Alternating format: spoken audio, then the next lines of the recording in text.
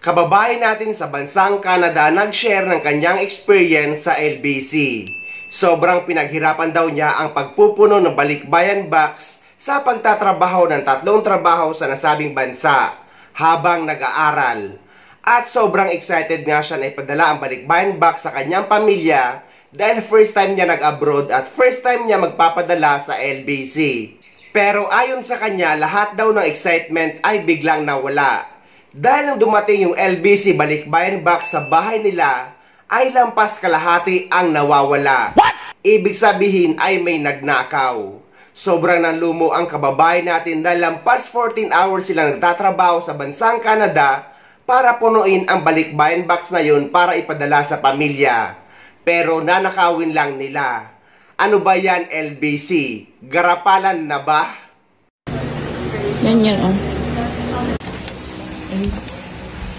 Ireklamo natin yan. Dito, yan. Dito binuksan, oh. Dito, oh. Ayan, oh. Hindi kasi silo-silo pa sa ibabaw, eh. Hindi mahalata. Dito nga binuksan. Ano nila binuksan?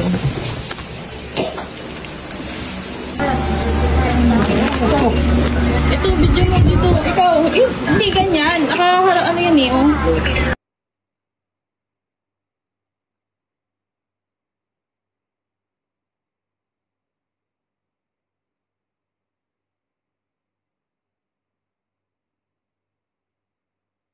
Ayon sa kababayan natin ay 4 na araw daw nagtagal ang kanyang balikbayan box or mga balikbayan box sa Barreto warehouse ng LBC sa Olongapo. Samantala yung biyahe galing Manila to Olongapo ay 1 araw lang daw. Pero sa Barreto warehouse ay nagtagal ng 4 na araw. Malamang ay doon na ginawa ang pagnanakaw. Sabi pa ng kababayan natin na nagkamali kayo ng ninakawan dahil hahabulin ko kayo. Hindi nyo alam kung gaano ako ka-persistent na tao, lalo na kapag naagrabyado ang pamilya ko. Shout out sa LBC! Ano ang masasabi nyo sa panibagong issue na naman ng nakawan ng mga laman ng balikbayan box dyan sa inyo? At ayon pa nga kay kabayan, may kaibigan din sila na nagpadala ng balikbayan box galing naman sa bansang Amerika pero sa parehong warehouse sa Barreto sa Olongapo, ngunit ninakawan din daw. Ilalagay ko ang original post at original uploader sa description ng video na ito para mabasa nyo at mabisita nyo rin. Puwera sa kanila ay may isang OFWD na nagpadala sa LBC na naging biktima rin ng mga nakawan ng laman ng mga balikbayan box na galing dito sa bansang United Arab Emirates. Ang masakit dito ay walang paramdam ang kumpanya, kaya namimihasa ang mga tauhan nila. Magandang araw po sa inyong lahat. Ito pong video na to ay may kinalaman po doon sa package na pinadala namin from Abu Dhabi going to Cabanatuan, Nueva Ecija, Philippines. So kami po ay mga OFW, kami magkakapatid at kagaya po ninyo, kami po ay masaya na nag-ipon para po may maipadala kami dito sa aming pamilya sa Pilipinas. Pero unfortunately po, hindi po naging maganda yung experience namin dito sa LBC. Gawa ng ang dumating po na bagahe sa amin ay kulang-kulang po yung mga laman.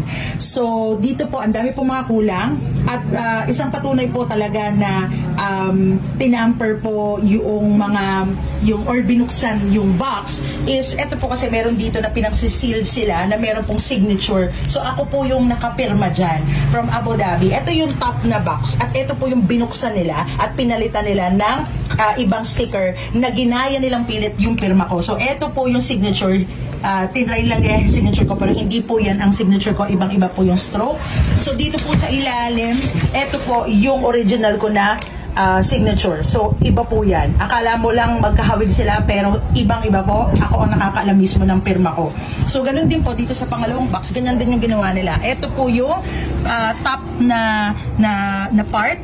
So, tinry po nilang gayahin yung pirma ko pero hindi na nila na totally nagaya. So, ito din po yung binuksan nila dahil binawasan din po nila yung laman na yan.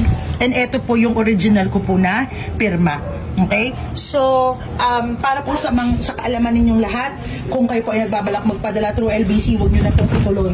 Kasi ayaw po namin na maranasan nyo yung disappointment na naranasan po namin. Kasi iba at alam ko makaka-relate po lahat ng mga OFW na kagaya namin. Ibang level po yung pagkadismaya namin. Nakakalungkot na may mga tao pong ganon. So, at ito po ay responsibilidad ng LBC na i-ensure nila na hindi po mananakawan yung mga OFW yung kagaya natin na pinaghihirapan po kung ano man yung pinapadala natin sa ating mga pamilya. So, yan po ay paalala po namin sa inyo. Salamat po. Ang masasabi ko lang ay masisira ang LBC or kumpanya ng LBC dahil sa mga magnanakaw na mga tauhan nila. Noon, nire-recommenda ko pa ang LBC sa mga video ko. Pero ngayon, nakakatakot na.